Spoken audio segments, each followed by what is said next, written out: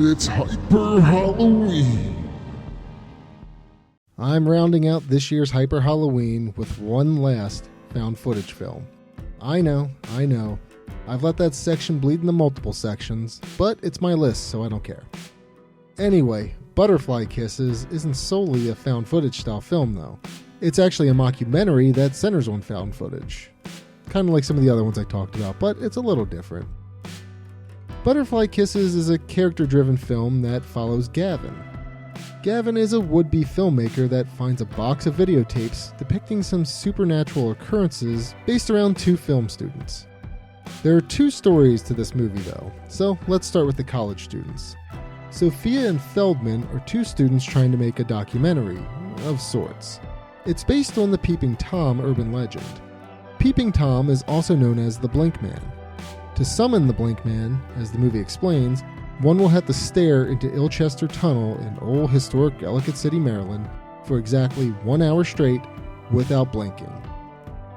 Per the creepypasta, legend has it that an old homeless blind man was hit and killed by an oncoming train in the early 1900s, and now his spirit haunts the tunnel. Supposedly, if you stand on the tracks at 11 p.m. and stare into the tunnel for an entire hour without blinking, the Blink Man will appear. And every time you blink after he first appears to you, his ghost will get closer and closer until his eyelashes brush against your face. The constant flickering of his eyelashes on your skin, these constant butterfly kisses, are said to send you into madness, driving you to rip out your own eyes in a fit of blind rage. Sophia and Feldman have trouble getting the Blink Man to appear. I mean, hell, standing there for an hour straight with your eyes open, that sounds impossible. Anyway, they try to enlist other students known for their ability to stare for long periods of time without blinking. To no one's surprise, no one can do it. They soon figure out that they're able to set up a camera and use it in place of a human. As one would expect in this kind of movie, Sophia and Feldman invoke the curse and are plagued by the Blink Man for the remainder of their footage. Gavin is completely unrelated to Sophia and Feldman and happens to come across the series of tapes depicting the college student's gruesome end. He does what any decent human being would do. He hires a film crew to make a documentary about the tapes and attempts to gain fame from them. Gavin was a wedding photographer before he finds the tapes. He gives up on his job and spends all of his time trying to unravel the mystery of said tapes. He becomes obsessed with making these tapes a big deal and markets them as the next big thing in found footage. He's quick to lose his temper when people don't immediately buy into the realness of the tapes though, and he even spends all of his family's money trying to get this movie off the ground. Ultimately, no one buys that the tapes are real, so he sets out to prove that they are real by repeating the camera trick at Ilchester Tunnel. The movie ends with Gavin taking his life, but he recorded a lot of bizarre footage that the documentary crew discovers at the end of the film. Seeing dollar signs, the documentary crew attempts to pick up where Gavin left off. I honestly really like this film.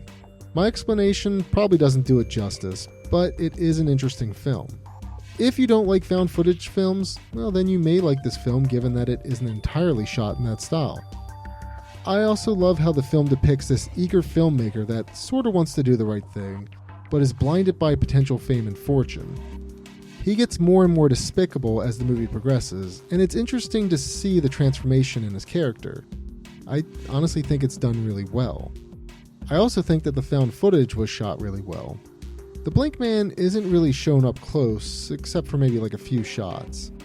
He looks kind of goofy, but I did like looking for him in all the found footage scenes to see if he was creeping about. I think one of the things that I hold dear about this film is that it was shot and filmed in Maryland. A lot of the footage was shot in Baltimore and Ellicott City, which was the area where I used to live.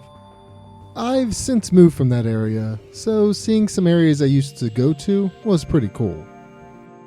Speaking of Maryland, this film actually created the urban legend of Peeping Tom or the Blink Man, and is now synonymous with the Ilchester Tunnel.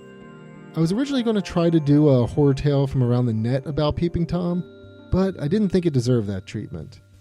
I did include the link to it in the description though for those that are interested in reading it. Given we have another movie revolving around an urban legend in Maryland, it's only normal to compare this to the Blair Witch Project. Story-wise, they're nothing alike, but I wanted to bring up Blair Witch because it was actually mentioned in the movie. The creator of the Blair Witch Project makes a cameo in Butterfly Kisses. He belittles Gavin's attempt at creating buzz around his movie by saying that it was pretty much the same thing that he, being the creator of the Blair Witch Project, did for the Blair Witch Project. And that honestly takes all the wind out of Gavin's sails. So it goes without saying that I recommend this movie. It's different, and I think it pulls off the mockumentary style of film very well. The acting is great, and Peeping Tom, while not that menacing, is still pretty cool. Again, I had fun looking for him in all the found footage scenes in the movie, so again, if you don't like found footage but you want to check the movie out, you can entertain yourself by looking for him.